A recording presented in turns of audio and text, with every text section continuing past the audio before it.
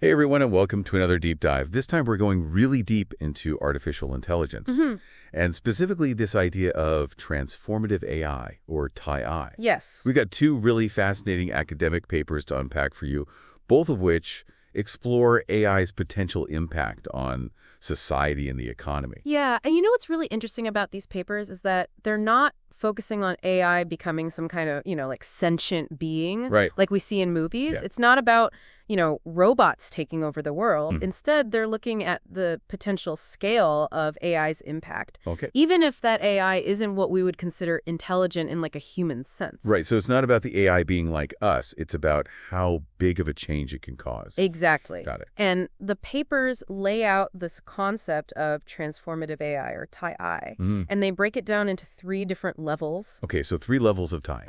The first level is called narrowly transformative AI, or NTAI. NTI. Yeah, and you know what?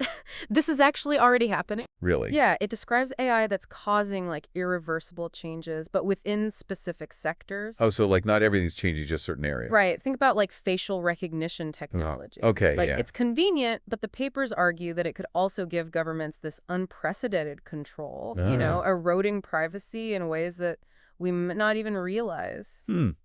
That's a little bit unsettling when you think about it. Yeah, definitely. And there are other examples too, like autonomous weapons systems. Oh, right. They're changing warfare. Yeah. It's almost like we're crossing a point of no return with some of these technologies. Yeah, that irreversibility is a bit scary. Yeah, and that's a key point that the papers emphasize. Okay. Okay, so that was NTAI. Now, the second level is where things get even more interesting. Right, bring it on. This is TAI, Uh-huh. and it refers to AI that impacts most of society and the economy. So bigger than just one sector. Right, much bigger. They compare it to these things called general purpose technologies. Okay. Or GPTs, like electricity is a great example. Okay, so something like electricity. Yeah, remember how electricity revolutionized pretty much everything? Well, yeah, it's hard to imagine life without it now. Exactly. And the papers are basically saying that AI has the potential to be like the next electricity. Wow. They suggest that AI could drive massive productivity gains, Uh-huh. but it could also disrupt entire industries in the process. Oh, that's a bit of a double-edged sword. It is. The papers point to things like super advanced language models and reinforcement learning as potential drivers of this whole TAI revolution. So like an AI that can write a marketing campaign and then learn which strategies are the most effective. Exactly, and adjust on the fly. Whoa. It's incredible, but also kind of intimidating. Definitely. Like, what happens to all the humans in those marketing jobs? Right. That's one of the big questions that these papers raise, the impact on jobs and the workforce. Makes sense. We should definitely dig into that more later. Absolutely. But first, let's talk about the third level. Oh, there's a third level. Yeah, this is radically transformative AI. Radically transformative AI. That sounds intense. It is. This is where things go from mind-blowing to potentially world-altering. Okay, so we're going from like sector-specific changes to economy-wide changes. Now what? Well, RTAI is about AI that leads to fundamental shifts in human progress, Okay. comparable to the agricultural or industrial revolutions. Wow. Are we talking AI that could radically accelerate scientific progress or even automate like most jobs? That's exactly what the papers suggest. RTAI wouldn't just boost productivity. It would completely change our understanding of what's possible. And, it could lead to both incredible abundance and like unprecedented challenges. So it's like we're standing on the edge of a new era and we just have no idea what's on the other side. Yeah, that feeling of uncertainty is definitely something the papers acknowledge. Okay, But they don't just leave us hanging. that's good. They propose some concrete ways to measure whether we're actually heading toward an AI-driven revolution. Oh, okay. How do you measure that? They suggest tracking specific economic and technological indicators. Like an AI dashboard? Kind of. It's all about keeping an eye on the signals. For example, one of the indicators they highlight is the sheer computing power that's being dedicated to AI, Okay. and that's already growing at an astonishing rate. OpenAI's compute spending, for instance, is projected to increase sevenfold by 2029. Sevenfold. That's insane. Yeah, it's a massive investment, and it's a clear sign of the field's momentum. Wow. Okay, so compute power is one big signal. Are there any others that are already kind of raising eyebrows? Another key indicator is something called the elasticity of substitution. Elasticity of what? Substitution, it sounds complex. It does? But it basically measures how easily AI can replace human workers. Okay. And a high elasticity means that jobs are at higher risk. And the paper suggests that this elasticity is increasing rapidly for certain types of tasks. Okay, now we're getting into the territory that I think a lot of people are worried about. The impact on jobs. If AI can replace human workers in more and more tasks, what does that mean for the future of work? It's a critical question, and it's one that these papers spend a lot of time exploring. Okay. They don't shy away from the potential downsides of AI, but they also highlight the possibility for positive change as well. All right, so it's not all doom and gloom. Right, it's a complex issue with no easy answers. Well, I'm definitely ready to dive deeper into that. Me too. But before we do, are there any other key indicators on this AI dashboard that we should be paying attention to? Absolutely. The papers also highlight the importance of tracking things like robot capabilities, overall productivity growth, and even shifts in global terms of trade. Wow, So it's a lot to keep track of. it is. But these are all pieces of the puzzle that can help us understand how AI is reshaping the world around us. Okay, I'm ready to put on my AI detective hat and start piecing this puzzle together. Let's do it. So we've got this AI dashboard tracking things like compute power and robot capabilities, and even how easily AI can replace human workers.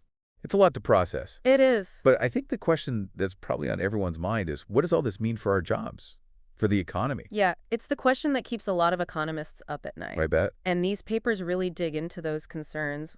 One of the biggest worries is that AI could lead to massive job displacement, Yeah, especially for workers in lower skilled occupations. that's a scary thought. I mean, if robots and algorithms can do more and more of the jobs that humans currently do, what happens to all those people? It's a valid concern, and it's something that policymakers need to be thinking about very seriously. The papers explore different scenarios, Mm-hmm. from a world where AI creates more jobs than it destroys to one where we see widespread unemployment and rising inequality. So it's not a foregone conclusion that AI will lead to mass unemployment. There's still a chance it could create new opportunities. Exactly. One paper highlights the possibility that AI could automate a lot of the tasks that are currently dangerous or repetitive or just plain unpleasant.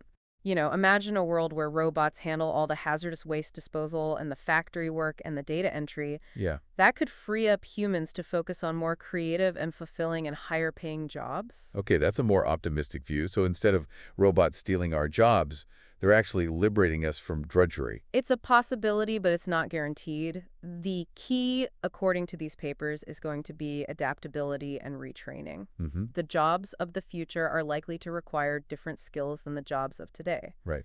We need to be prepared to learn new things and embrace lifelong learning. That makes sense. It's like the saying, the only constant is change. Right. But it's one thing to say we need to adapt, and it's another thing to actually do it. What are some concrete steps we can take to prepare for this AI-powered future? Well, the papers suggest investing in education and training programs that focus on the skills that will be in high demand in an AI-driven economy. Okay.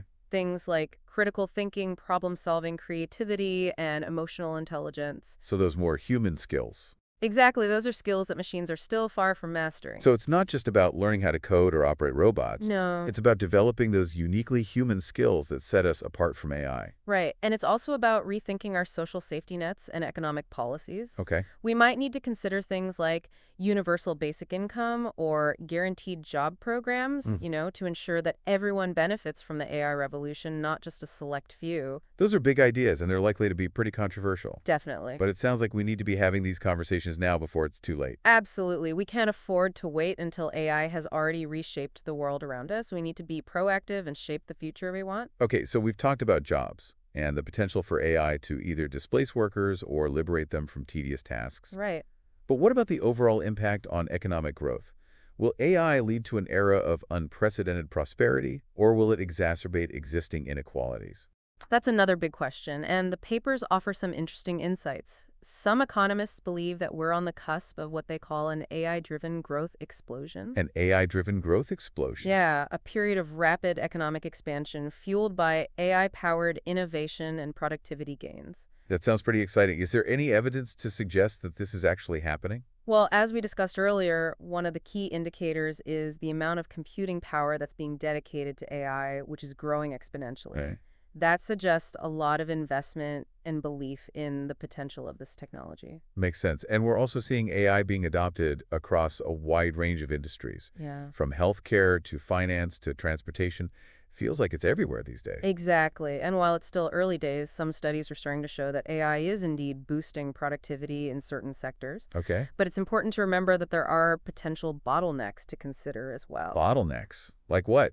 One paper raises concerns about the availability of energy training, and running these large AI models can be incredibly energy intensive. Yeah. And if we don't have enough clean energy to power this AI revolution, it could create new problems while trying to solve others. That's a good point. And what about the raw materials that are needed to build all this AI hardware? Another valid concern: AI hardware requires rare earth metals and other resources that may become scarce.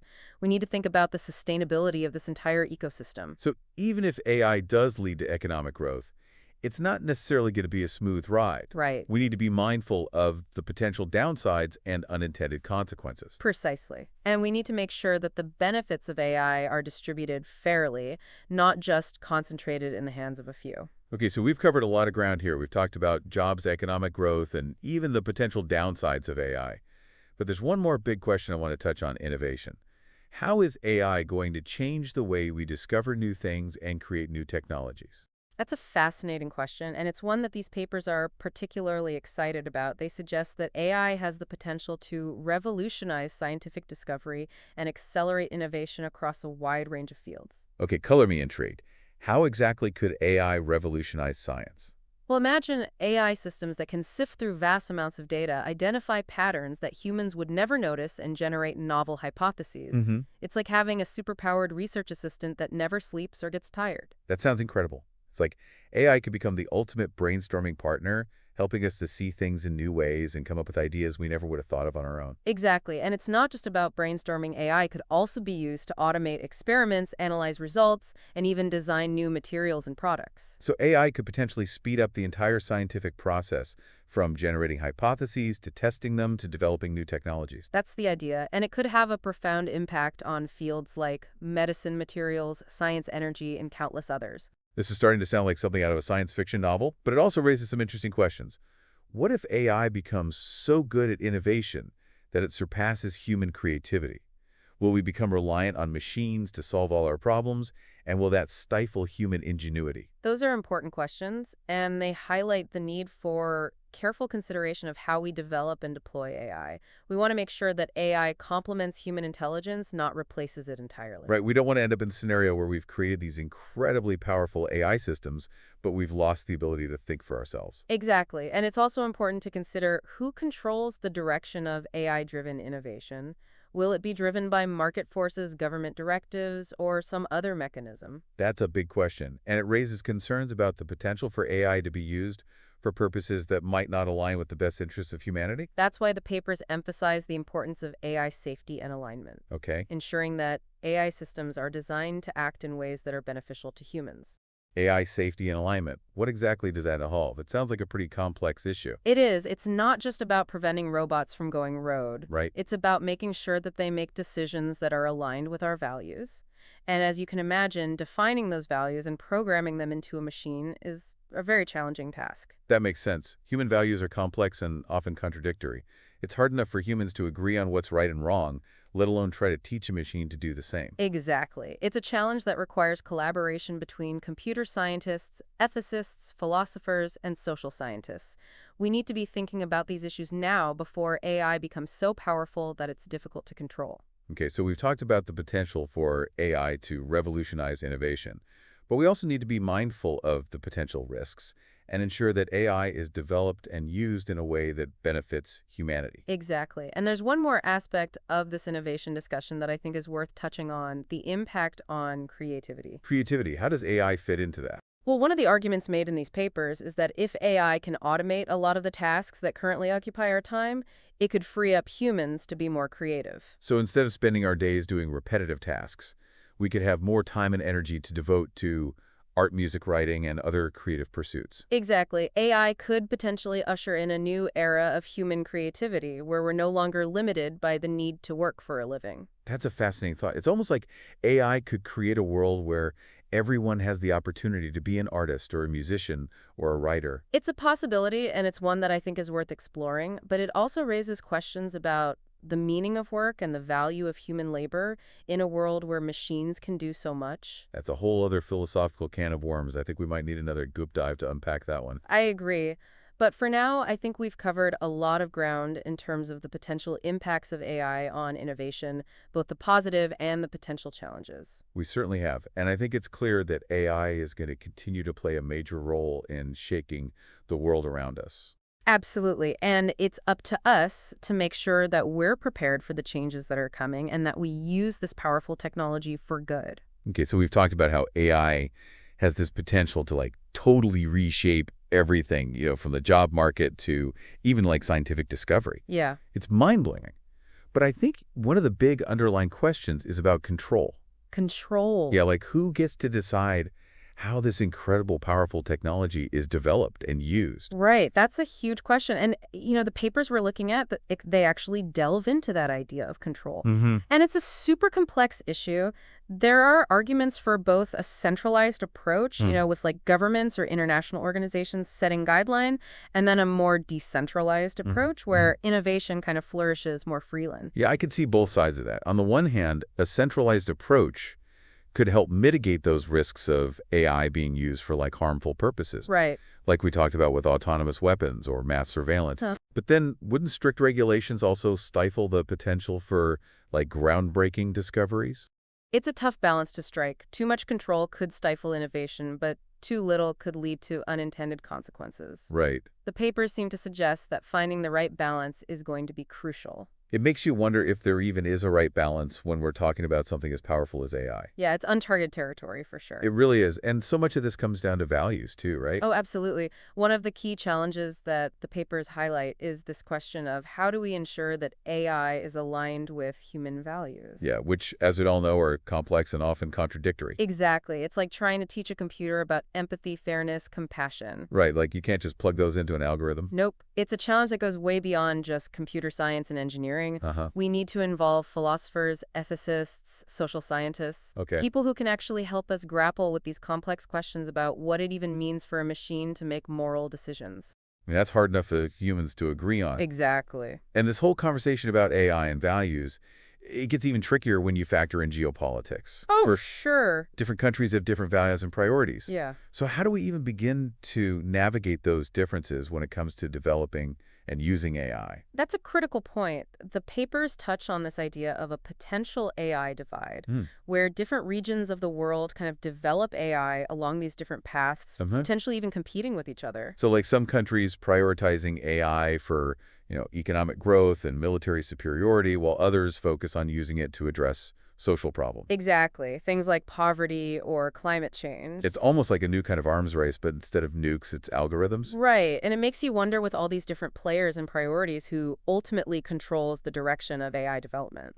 It's a big question, and I don't think there's an easy answer. Definitely not. The papers highlight this huge need for international cooperation and dialogue to ensure that AI is developed and used in a way that actually benefits all of humanity. So it's not just about the technological advancements. Nope. It's about navigating all these really complex ethical, social, and political challenges. It's a lot. It's a lot. We've got our work cut out for us. We do, but the papers do offer a glimmer of hope. Okay, good. They argue that by understanding the potential impacts of AI, both the positive and the negative, and by taking proactive steps, now we can actually shape the future in a positive direction. So it's not all doom and gloom. There's still a chance that we can use this technology to make the world a better place. Absolutely. AI has the potential to help us solve some of humanity's biggest challenges: climate change, disease, poverty, you name it. Okay. But to do that, we need to be thoughtful and deliberate about how we develop and deploy this technology.